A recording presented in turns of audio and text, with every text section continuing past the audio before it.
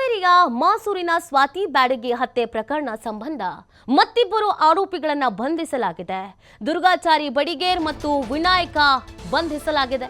ಚಿತ್ರದುರ್ಗದಲ್ಲಿ ಇಬ್ಬರನ್ನೂ ಬಂಧಿಸಿದ ಪೊಲೀಸರು ರಾತ್ರಿಗೆ ಬಂಧಿಸಿ ಅಜ್ಞಾತ ಸ್ಥಳದಲ್ಲಿ ವಿಚಾರಣೆಯನ್ನ ಮಾಡಲಾಗ್ತಾ ಇದೆ. ಹಾವೇರಿಯ ಮಾಸೂರಿನ ಸ್ವಾತಿ ಬ್ಯಾಡಗಿ ಹತ್ಯೆ ಪ್ರಕರಣದಲ್ಲಿ ತನಿಖೆ ಚುರುಕಾಗಬೇಕು ಅನ್ನುವಂತ ಆಗ್ರಹ ಇತ್ತು. ಇಲ್ಲಿವರೆಗೂ ತನಿಖೆ ಚುರುಕಾಗಿಲ್ಲ ಅನ್ನುವಂತ ಬೇಸರ, ಅಸಮಾಧಾನ, ಆಕ್ರೋಶ ಕೂಡ ಇತ್ತು. ಇದೀಗ ಪ್ರಕರಣ ಸಂಬಂಧ ಇನ್ನಿಬ್ಬರು ಆರೋಪಿಗಳನ್ನ ಬಂಧಿಸುವಲ್ಲಿ ಯಶಸ್ವಿಯಾಗಲಾಗಿದೆ. ದುರ್ಗಾಚಾರಿ ಬಡಿಗೆ ಮತ್ತು ವಿನಾಯಕ ಬಂಧಿತರು ಅನ್ನೋದು ಗೊತ್ತಾಗ್ತಾ ಇದೆ. ಚಿತ್ರದುರ್ಗದಲ್ಲಿ ಇಬ್ಬರನ್ನು ಕೂಡ ಬಂಧಿಸಿದ್ದಾರೆ ಪೊಲೀಸರು. ಇವರುಗಳ ಹಿನ್ನೆಲೆ ಏನು ಎತ್ತ ಇದೆಲ್ಲದ್ರ ಬಗ್ಗೆ ಮಾಹಿತಿ ಸಿಗಬೇಕು. ರಾತ್ರಿಗೆ ಬಂಧಿಸಲಾಗಿದೆ, ಆದರೆ ಅಜ್ಞಾತ ಸ್ಥಳದಲ್ಲಿ ವಿಚಾರಣೆ ನಡೆಸ್ತಾ ಇದ್ದಾರೆ ಅನ್ನೋದು ಗೊತ್ತಾಗ್ತಾ ಇದೆ. ವಿಚಾರಣೆಯ ಸಂದರ್ಭದಲ್ಲಿ ಮಹತ್ವದ ಮಾಹಿತಿ ಏನಾದರೂ ಸಿಕ್ಕಿದೆಯಾ, ಇನ್ನೂ ಯಾವುದಾದ್ರೂ ಸುಳಿವು ಸಿಕ್ಕಿದೆಯಾ, ಇದೆಲ್ಲದ್ರ ಬಗ್ಗೆ ಮಾಹಿತಿ ಸಿಗಬೇಕಾಗಿದೆ. ಮೃತ ಸ್ವಾತಿ ಬ್ಯಾಡಗಿಗೆ ನ್ಯಾಯ ಸಿಗಬೇಕು, ಆ ಸಾವಿನಲ್ಲಿ ಅನ್ಯಾಯ ಆಗಿದೆ ಅನ್ನುವಂಥ ಹಿನ್ನೆಲೆಯಲ್ಲಿ ಇಲ್ಲಿ ತನಿಖೆ ಚುರುಕು ಪಡ್ಕೊಳ್ಬೇಕು, ನ್ಯಾಯಯುತವಾದಂಥ ತನಿಖೆ ಆಗಬೇಕು ಅನ್ನುವಂಥ ಆಗ್ರಹ ಹೆಚ್ಚಾಗಿತ್ತು.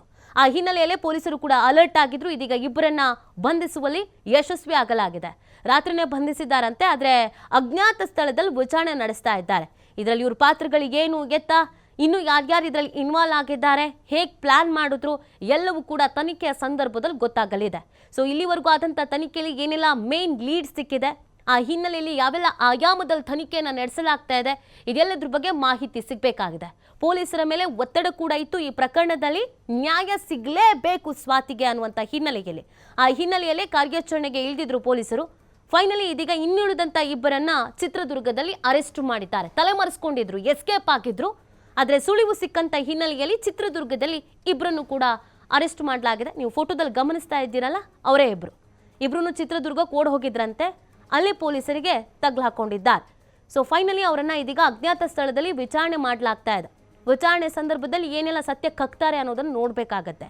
ಇನ್ನು ಯಾರ್ಯಾರು ಈ ಪ್ರಕರಣದಲ್ಲಿ ಭಾಗಿಯಾಗಿದ್ದಾರೆ, ಹೇಗೆ ಪ್ಲಾನ್ ಮಾಡ್ಕೊಳ್ದ್ರು, ಇದೆಲ್ಲದ್ರ ಬಗ್ಗೆ ಮಾಹಿತಿ ಸಿಗಬೇಕಾಗಿದೆ.